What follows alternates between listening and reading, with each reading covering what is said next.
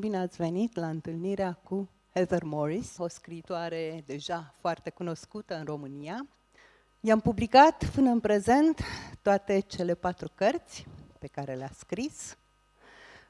Există trilogia Auschwitzului, cum îi spunem noi, Tatuatorul de la Auschwitz, Călătoria Cilcăi și romanul pe care l-am publicat recent în limba română, 3 surori.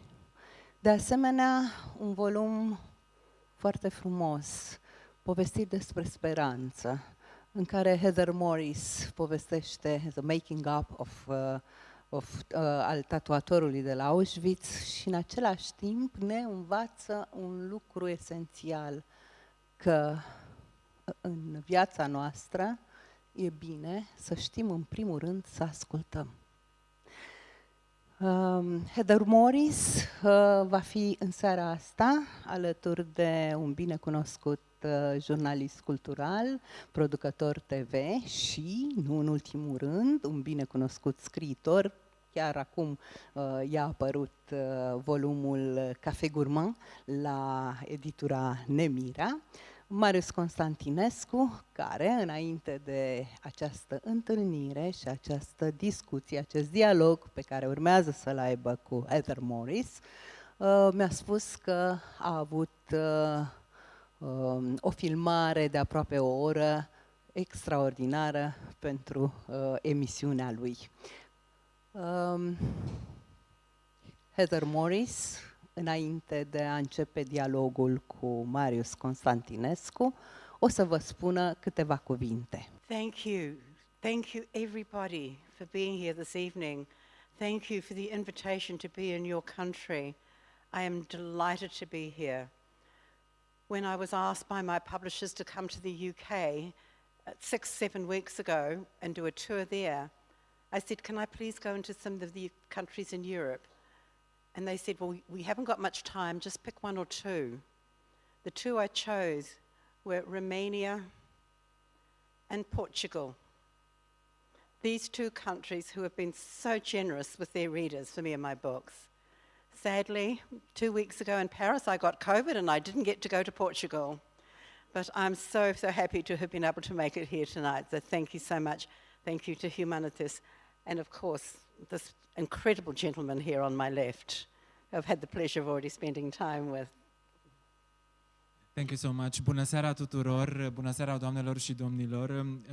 Thank you, Ms. Morris, for this wonderful introduction. Thank you to Humanitas Fiction for bringing us your novels.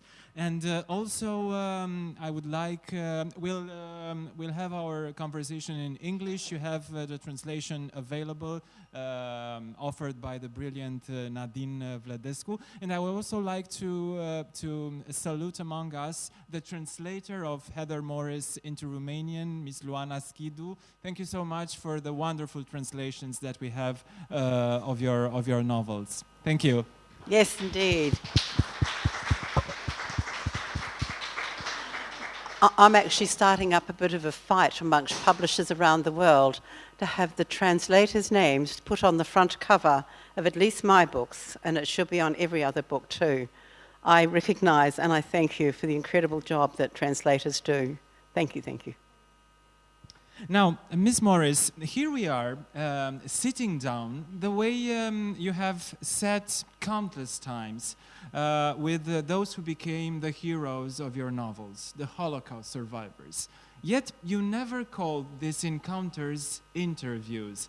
Which is the difference between an interview and an actual talk? You know, it probably helped that the word interview wasn't part of my vocabulary. I'm not a journalist, I've never interviewed anybody for anything, so I never considered that I should even attempt to do this. It's a profession. Interviewing. Marius will ask me a question. I will attempt to answer it. Listening is just sitting back, shutting up, not writing anything, not having a recording, and giving the person in front of me the chance to say as little or as less as they want to. It's just listening and not interrupting to ask questions. You feel free to interrupt me though, okay? This is good. We're good. Count on that. Well, you have declared that the moment you have met Lale Sokolov, your knowledge about the Holocaust was, let's say, basic. Well, from that point up to now, we have 3 novels, and things have changed dramatically from this point of view. There is a long journey that you have taken from that moment. What have you learned about yourself while being on this journey? You know, in some ways, the best lesson I learned, I'd like to think I actually knew it, but Lale reinforced it. He used to say to me many times, when we are shot, and he would say when we are shot, not if, but when we are shot, we all bleed the same colour red. And for me, that has been a lesson that was reinforced by hearing that man who's suffered so much and so many others to say, no judgment. We are each an individual, and our colour, our creed, our race, our religion, it doesn't matter because we do all bleed the same colour red. And I think of that often, and particularly when I see conflict, and whether it's the war in Ukraine or it's people marching in the streets of Australia because they don't like the LGBTI community or they've got a grief with somebody. What does it matter? And that's not only what I've taken from this, but it's what I try and kind of preach as well without being preachy. You have constantly emphasized the role of good listening, of active listening. Now, you are probably aware of the fact that the Shoah Foundation in the United States has issued a whole methodology concerning addressing and interviewing the Holocaust survivors. It's available on their website. I'm sure you're quite familiar to that. What makes you a good listener? When I was a child, not only did nobody listen to me, but nobody spoke to me, except for one man, my great-grandfather, who lived 2 paddocks away, and I saw him each day. And this one adult in my life, well into his 80s, took it upon himself to teach me, who he called Girlie. I think that was his name for me because I had 4 brothers, so he couldn't call me bro, to teach me the importance of listening not only to other people, but to the world around me. And for me, in small town New Zealand, that was the farm life. I thought there was no sound. I thought there was nothing to hear. And he started pointing out to me there is lots to hear. From the birds and the bees to the dogs to the cows to the tractors and who owns them. Distinguish the voice, the sound, and listen to it. So I learned that as a child, and I just continued it. You know, I didn't realize it was a lesson. It just became my way of life. And I was lucky that I chose a profession in Australia to work in a hospital in the social work department, where I was there every day for 20 years to listen to those people in front of me who were there because something tragic or traumatic has happened to them or a family member. And my job was to listen to them to see if there was anything I could do to help. They didn't want to hear my voice. Being a good listener also means paying attention to the unspoken words, to the silence that links the words. Absolutely. You want to try it. Try it with your kids or somebody who you ask them a question and they give you a monosyllabic sort of response. Just stay quiet for another few seconds, because generally we humans actually don't like silence and we try and fill that space. But if you shut up, I bet you they say something else. So that's sort of the lesson that I have in terms of just stay quiet and give someone a chance to say something more. And here's the thing too, folks.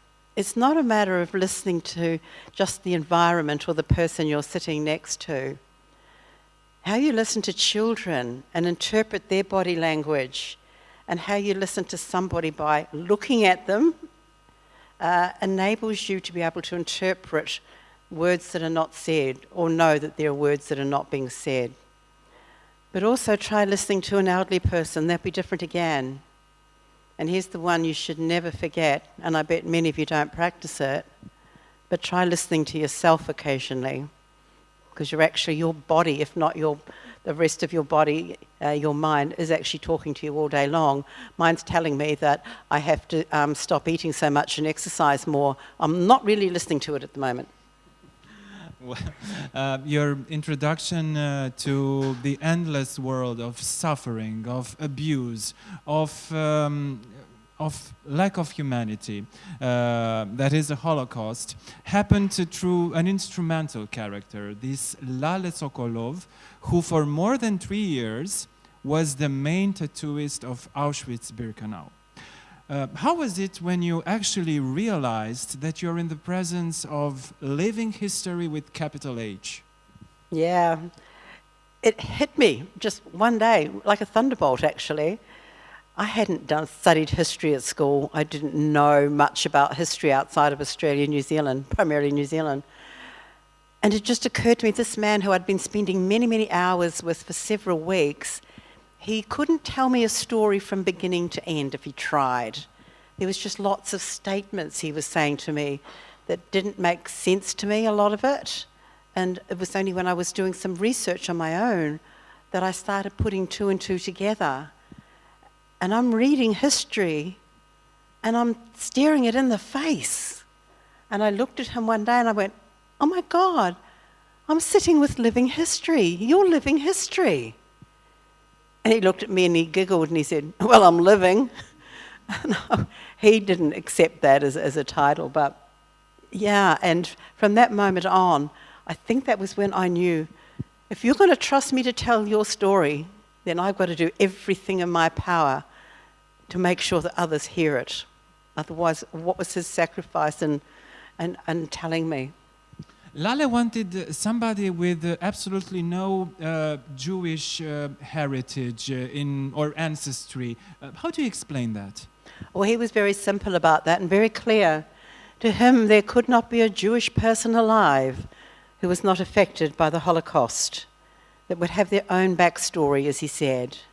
How can they tell my story, he said, when they have their own, or their families?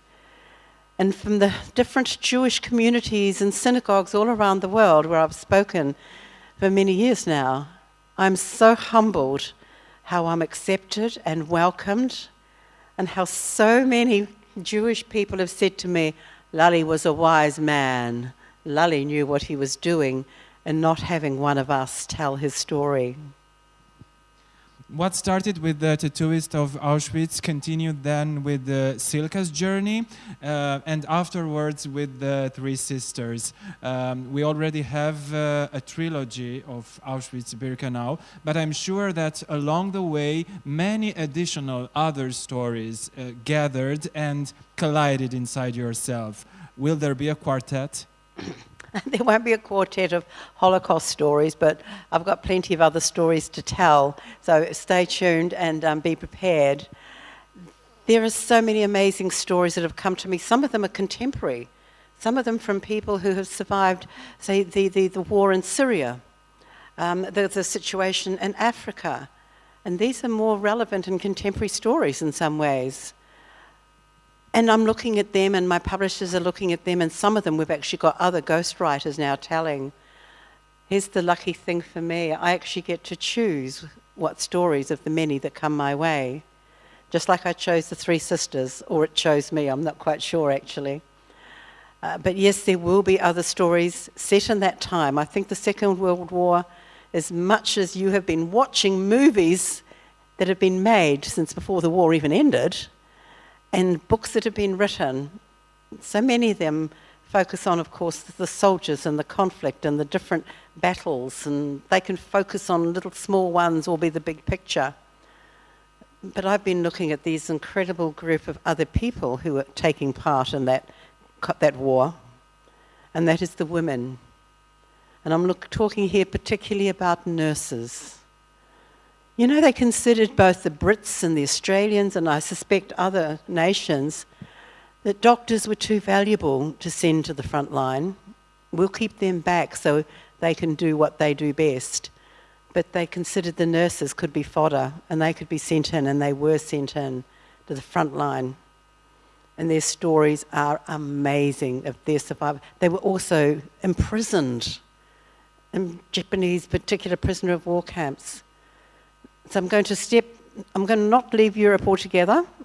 I'm going to hope I can weave together a story telling of these women in both Europe, but also for me, and living in Australia and New Zealand, the Asia-Pacific Second World War has not been very well written about.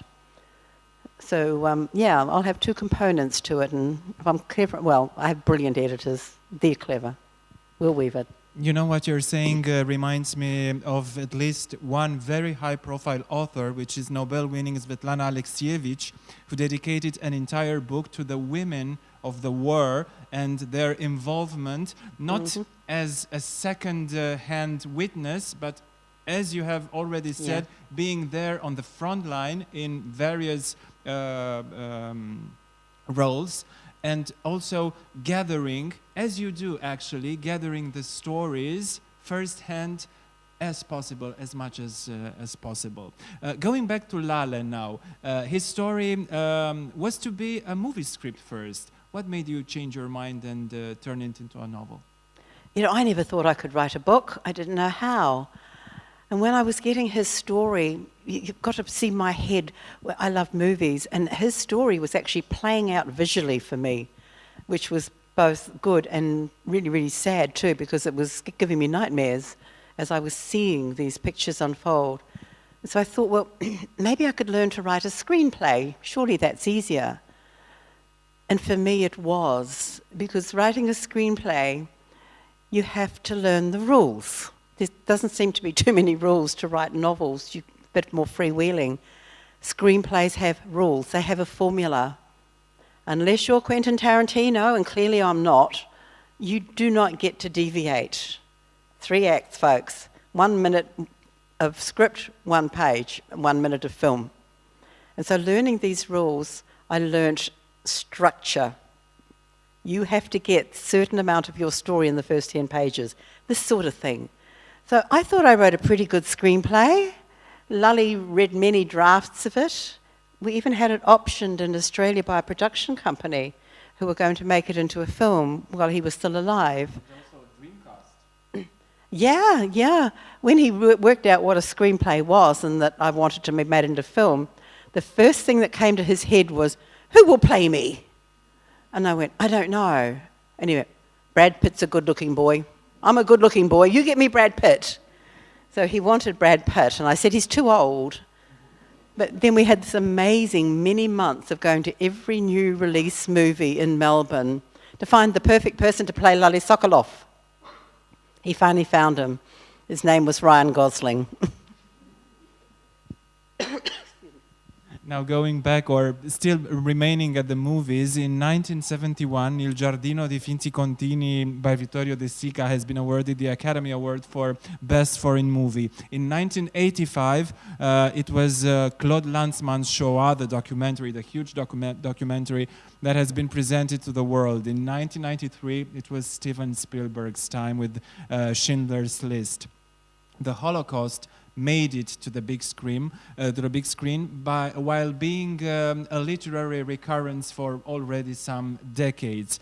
Now, do you think that this way of representing the Holocaust through movies, through stories, through fiction, but mainly through moving images, motion picture, has made people more and more aware of its dimensions, of its drama and of its trauma?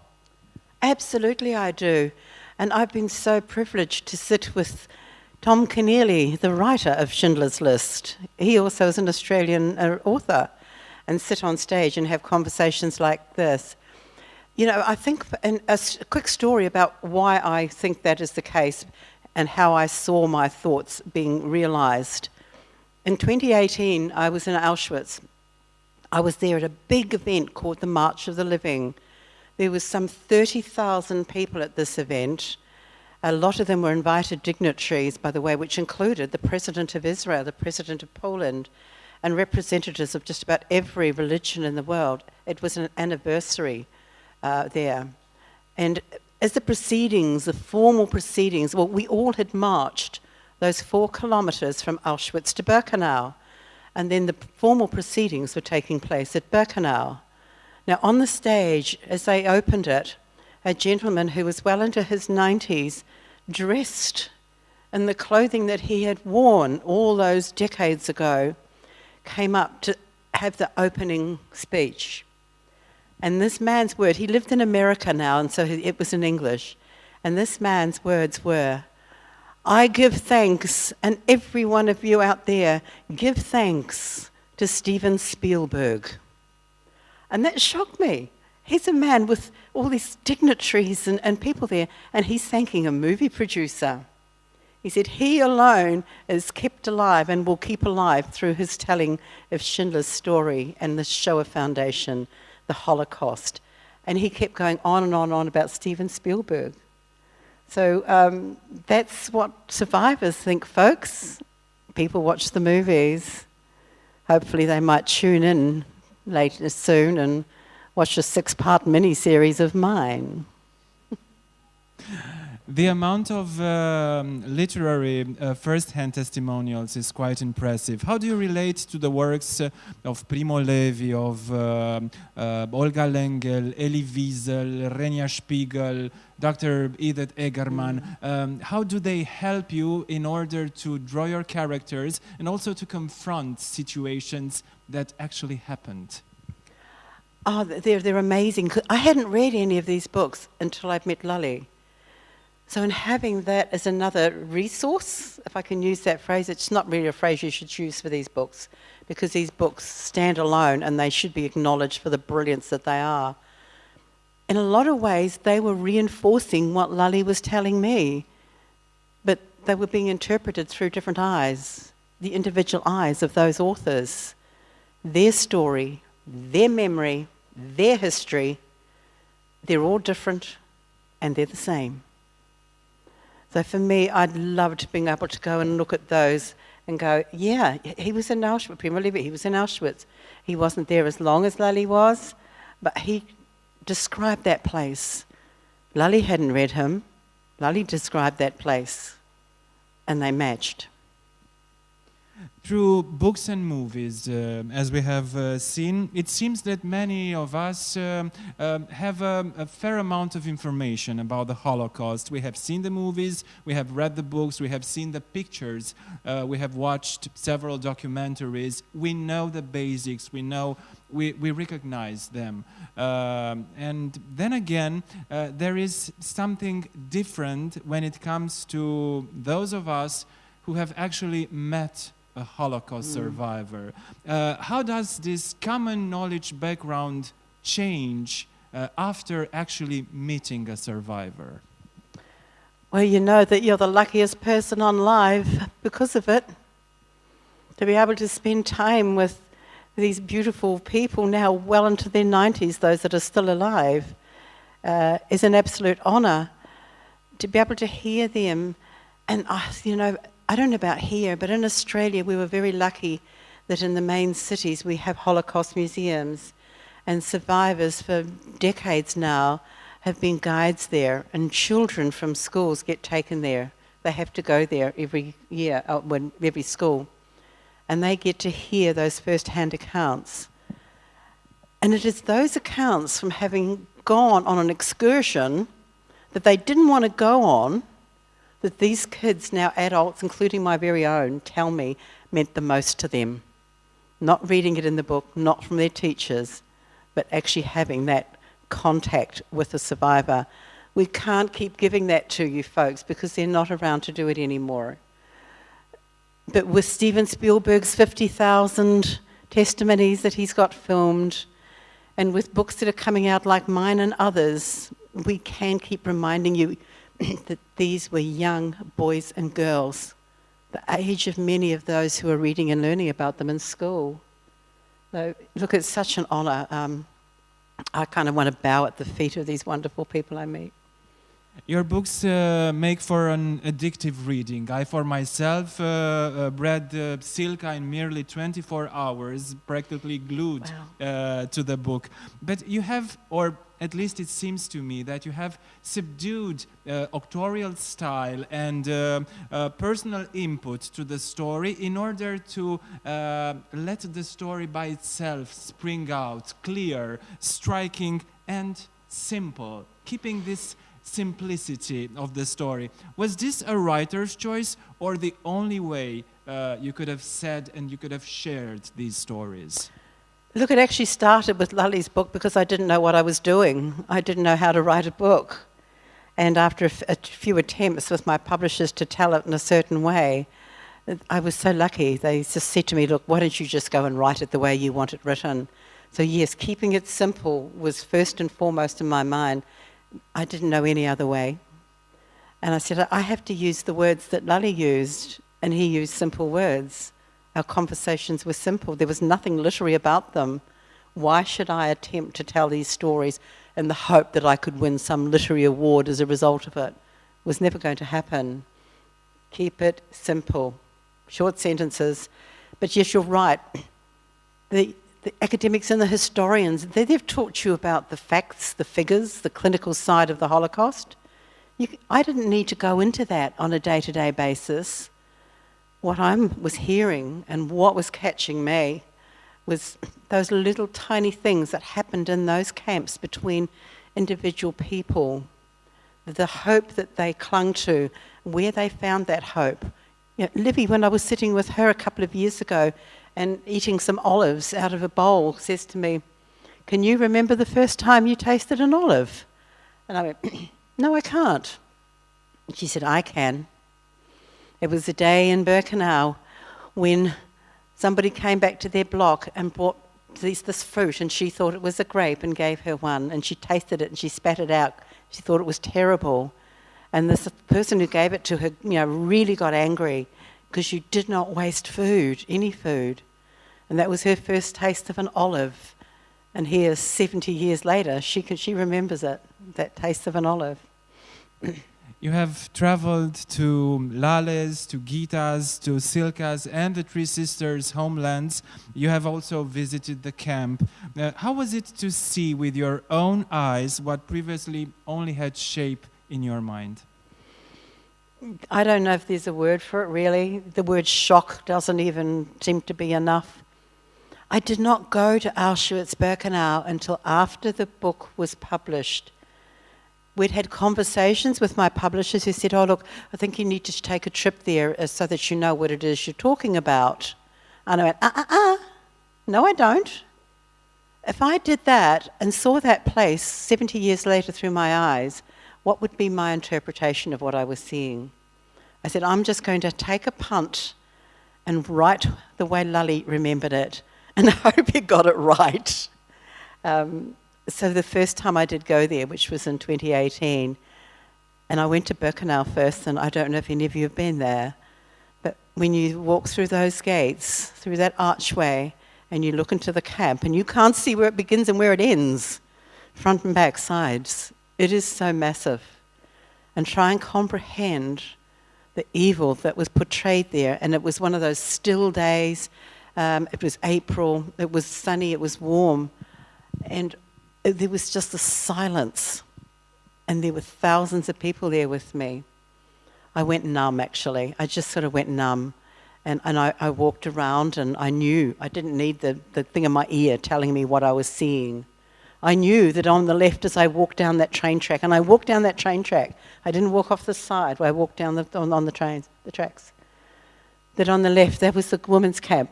Somewhere down there, I would find Silka's camp, her block. On the right, there's the men's at the front. Oh no, there's where the Theresienstadt family camp was, the gypsy camp. It just unfolded in front of me. And it wasn't until later on that night when I got home that I kind of just snapped, and the full horror of it got to me.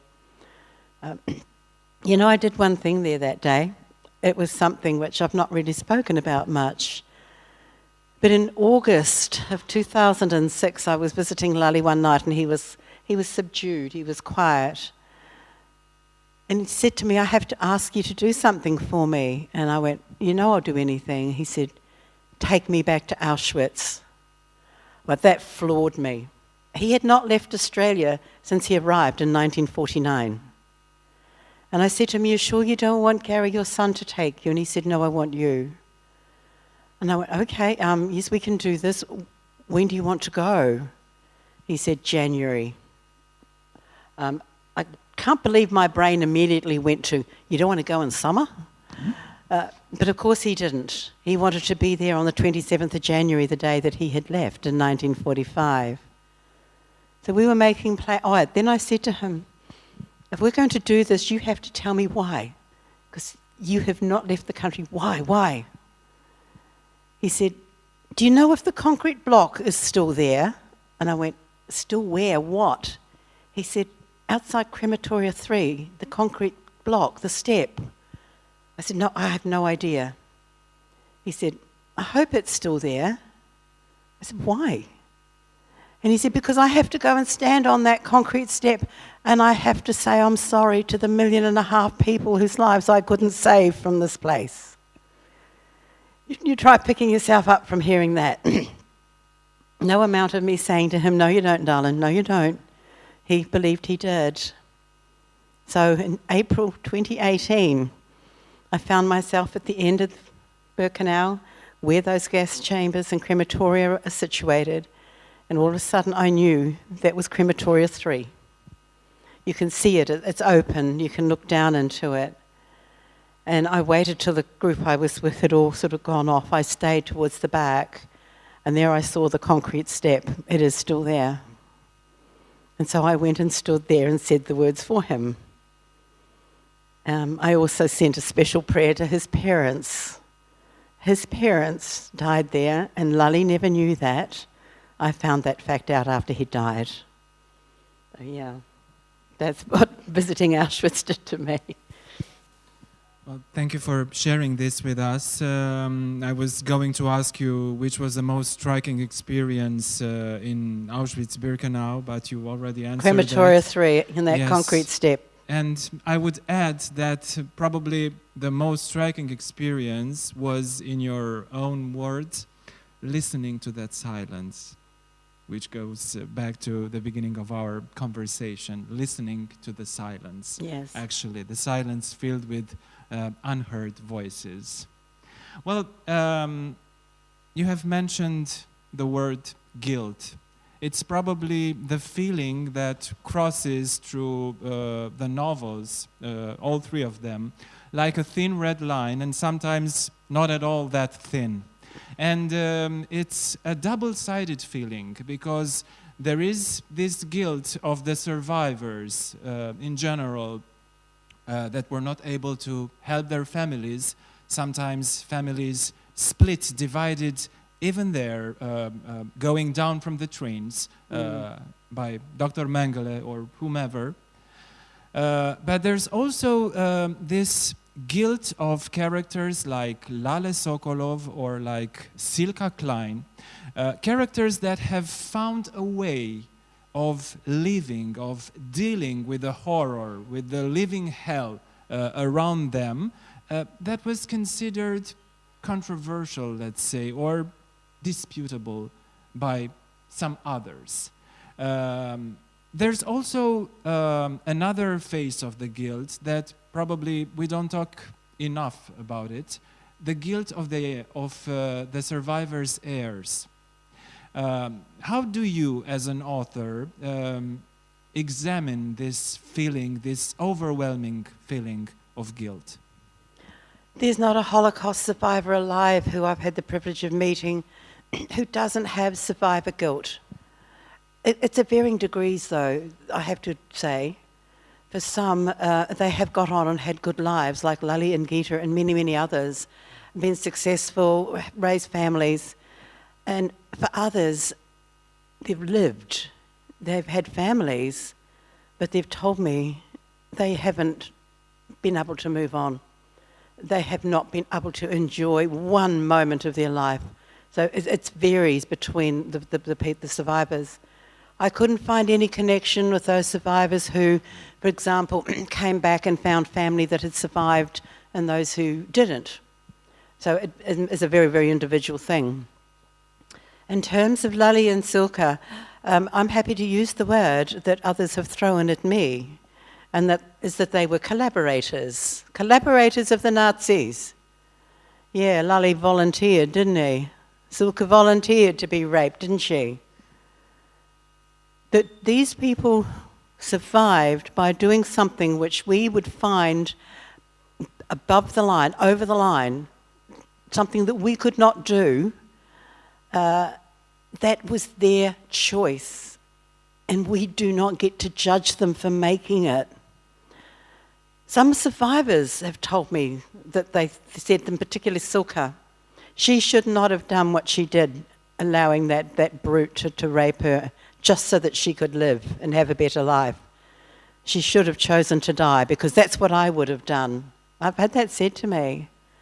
And I just said, well, you know, weren't you lucky that you didn't have to make that choice? 𝐶𝐿𝐾𝐫 didn't get to make the choice. The guilt that Lully felt over what happened to 𝐶𝐿𝐾𝐫 far outweighs any other guilt that he had. As a man, he said, to not be able to help this 16-year-old girl, not only in Auschwitz, but what subsequently happened to her, being sent to a gulag in Siberia for 10 years, and to be able to do nothing really, really destroyed a part of him and who he was as a man. We should have been able to save our women, to help our women. Very sexist if I think about it of him, but, you know, at the time and place, that's how he felt. So yes, there is that. They were not collaborators. There were people who were. But in some ways, and we talk about kapos and block leaders, these people who are really, really put down, and many, in fact, who were subsequently charged by Jewish communities, who, when they were given a position of power and a job to do, took that job and then they took it one step further in terms of being evil themselves. And there were people for whom that happened. Lully took his job and said, how can I help people? So he turned it around. And he, you know, I keep telling you these little stories, but I'm just trying to reinforce, in this instance, what he did. Every person who survived a concentration camp, but first and foremost, were lucky. Luck came down to it. That moment they walked past Mengele, whoever was doing the selections when they arrived there, that second in time, when that person standing there flicked them to the left or to the right. They had no control over that, no say in that. There was nothing they could do. And they did not know what it meant anyway. Go to the left. You didn't get to see the sun come up the next day. Go to the right. Lully would give you a number, and you now stood a chance. You would see the sun come up the next day, and maybe the next, and maybe the next week, and maybe you now could survive. And so for him, he would call it numbering, and to him, they were the lucky ones. He justified that to himself for what he did, and I don't care that he used that justification, because for him, he was helping, and subsequently did. But I had a woman come up to me about 3 years ago in London. I was giving a talk, and she came up at the end, and she had a book, and I signed it, and she said the strangest words. They've just embedded in my head. She said, I am only here because Lully the Tetevera and a strange man whose name I do not know. Now, when someone says that to you, you say, get behind me, I need to talk to you. And after everyone else had gone, I went and sat down with her and I said, you have to explain that to me. It doesn't make any sense. I did not write about this in my book because I thought, Lully was angry with me, by the way, for not writing it. I thought that people might interpret what I'm about to tell you as Lully making a big man of himself, of embellishing what he was doing. And so I held back a lot of things that, in retrospect, I shouldn't. And this is one of it. He said to me, I did this hundreds of times. In 2019, I've got a woman in London now telling me what he told me he did. Her father had been a 17-year-old boy in Birkenau. He was in a block, in one of the blocks, which was designated everybody to go to the gas chamber the next day. That's what they did. There were too many people coming in, and so the ones who'd been there the longest, who were considered too weak to work and sick, well, we just empty out that entire block because we've got a train of maybe healthier, fitter people coming. So he was in a block to go to the gas chamber. And that evening, Lully came into the block and picked him out and said, come with me. And he took him outside around the back of the block. And there was a strange man whose name she does not know. And that man had gone to Lully and said to Lully, I am sick. I know I have typhus. I am not going to survive. Make my death count. Make it matter. So Lully took that 17-year-old boy and met this man, and he changed the numbers on those two men. He could just smudge up the one, because he could mark either side of the left forearm, and he changed the numbers. And that brave man, whose name we do not know, went to the gas chamber the next day, and that 17-year-old boy lived to go and have a family and a life. As a matter of fact, all of your heroes in all three novels have the chance to a normal life. They leave their country, sometimes they leave their continent, like Lale did. They have families, they live long lives. But allow me a candid question. As someone who's been granted intimate access to their private lives, how does one negotiate with trauma, with pain, with guilt, with the nightmares, and finally with oblivion? Sadly, many of them don't, and that includes the very people who I've met, particularly the girls. The girls, Olivia and Magda and Sibby. They try and get on with life. You know, those three girls thought that they were keeping their horrors of their youth from their children. The kids, as I call them. Sibby had two boys, Magda had two girls, Livy had a boy and a girl. These cousins who grew up like siblings. And those mothers, and their fathers too, by the way, they were all Holocaust survivors, thought that they were doing a good job protecting their children. And these kids tell me still today, we knew where they'd been. We just didn't know their individual stories. They saw the sadness in their mum's eyes, how they would do anything they could. And their mothers agree, we had good kids. They were very good kids. And the kids say, yeah, because we didn't want to upset you. It was all about trying to put a smile on their faces, save their pocket money to buy them a gift. But they couldn't take that pain away. There was nothing they or anyone could do. And like I told you earlier, for me, just 3 months ago, sitting with 98-year-old Magda in her apartment in Tel Aviv, and having her hold my hand and get shaking and getting upset and saying, I cannot forgive myself for sleeping in my own bed for 2.5 years while my sisters were in that evil place. She ended up there, so she saw how bad it was. So she has never forgiven herself. And here's something else she said to me. She whispered it and she got her daughter, and her daughter was hearing it for the first time. Her daughter's now one of the kids. And she said, can I tell you something else? And she whispered it half English, half Hebrew. And I saw the look on her daughter's face. And I said, what did she say? And she said, she's just said to me that she's not forgiven her mother for separating her from her sisters. She blames her for not being with Sibby and Livy for those other 2.5 years. Her own mother, and at 98, she hasn't forgiven her. Magda's now with her mum and her dad and many of her other families. And I'm pretty sure they'll forgive her. And Livy, beautiful Livy, sits me down in her bedroom on her bed and says to me, this is my bed, this is where I lie down every night. And I went, yeah? She said, yes, my bed in Israel. I lie here and I fall asleep in Birkenau every single night. Because once she closes her eyes and she's on her own now, the family have gone, the children, the grandchildren, the great-children have gone. She's now alone, and she falls asleep to this day every night in Birkenau. No one can take that away from them. No one should try. Speaking of that, and moving to something that only the direct contact with a survivor brings, it's this burdening and overwhelming emotion.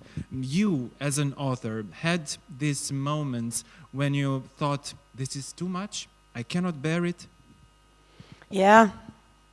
Heads up, folks, I'm human. Absolutely. I was lucky that the profession I had for over 20 years taught me how to self-care, how to protect myself when dealing with hearing other people's tragedy and trauma. What it taught me in particular was that I had no right to think I could own any part of these people's pain and guilt and trauma. It's not mine, I don't get to own it. But there were many times, it's called transference. It leaves the person telling the story and it lands often on shoulders of somebody listening. And that happened many times with Lally. And I'd just go to him and go, I need a hug. And he would give me a hug and just say, I'm here, I'm still here. And remind me of that. And so that would help me with that. And I had other strategies too to help me when it got too much. Primarily they involved music. It's incredible therapy for me. And in more recent years with the sisters, 5 little grandchildren, there's nothing a 2.5-year-old can't do to bring you back to reality and back to your life. This is my life. Let us not forget, you have previously told me that you had a special message from one of them to the Romanian audience. Yeah. I was talking to Livy 2 days ago when I was in London, and I'm going to talk to her again tomorrow. And she said to me, well, she wanted me, first of all, she said, can you go up to the border and find where it was, where we crossed over and where we came through? But can you please thank the people of Romania who we consider saved our lives? Because those 2 girls, Magda and Livy, and those other young people they were with, if it hadn't been for the people here in Romania who hid them, who fed them, who looked out for the authorities that helped them get from that border, because I think they crossed from Slovakia into Ukraine a little bit, and then came through Romania, to be able to get onto that boat and then step off that boat in Haifa on the 29th of February 1949. And so to you, Livy says thank you, thank you. She considers you too, the people of Romania, saved her and Magda's lives. And I will get to tell her tomorrow how I got to spend time with you and what an incredible people I have met today, throughout the day. So thank you on behalf of Livy and the families of the Mellor sisters. How did these stories make you evaluate or reevaluate your relationship with the concept of family? I'm jealous of theirs. Rightly or wrongly, I came from an area in New Zealand where I was a 5th generation New Zealander. Now that doesn't mean much to you because your ancestry possibly just goes all the way back in Romania. It is a big deal in countries like Australia and New Zealand to be able to go back that far. And in this small village where I lived, something like 80% of the people were related to me.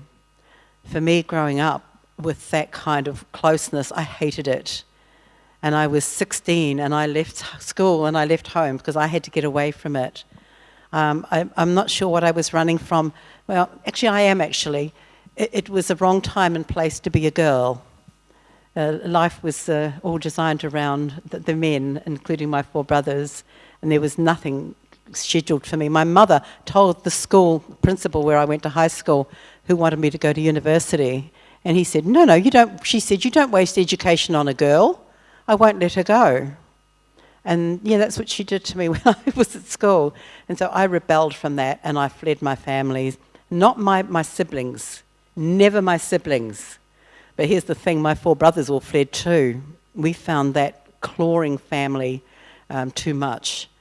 And now I go to Israel and I gather in the garden of one of Sibby's sons with 40 to 54 generations of family, and I just look at how they are so close, and I'm jealous, and I think that's what family is.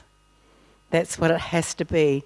4 generations wanting to be together, not like me, wanting to get out. What has started as an invitation, a hasty one actually, to a bad coffee, waffles, and a story to be shared, turned into a global literary phenomenon with tens of millions of books sold, a TV series on the go, and countless new perspectives. What would Lale would say now? Yeah, that man, when I met him, was 87 years of age. And after 6 months, when he stopped saying to me, I need to be with Gita, and then started wanting to go out and live again, whenever he was in a really happy mood, which thankfully became more and more often, he had 2 dogs. One of them was the size of a small pony, and the other one was actually smaller than my cat. So this big dog, I would go there and I would find Lale, and poor Tootsie on her hind legs, and he would be dancing with her. And he would be dancing with, and I used to say, Lale, don't do that. You know, that's hazardous for a man your age. He shouldn't do it. He would be trying to find a big enough dog to dance with, if he couldn't get Gita. And the other thing he would do is he would just take 2 or 3 steps, and then he would jump in the air and click his heels. For somebody who wanted to have a say in who played him in a movie, I think that tells you he'd be pretty chuffed to know that people like you are wanting to hear about him and the stories of others that have come from his story. He'd be beyond excited, actually. Actually, I wouldn't be sitting here talking to you because he wouldn't let me get a word in. He was the talker. Heather Morris, thank you so very much. My pleasure. I'm not sure if there's a capacity for anyone to ask any questions, or you don't want to, or what the situation would be. Well, if there are questions from the audience, why not? Sure, we have the mic, I can pass it to you. Or just stand up and call them out. But I appreciate that I put you on the spot, and if you don't want to, that's fine too. But So, thank you. If there are no questions, Marius. thank you. Thank you. And thank you, everybody. Thank you.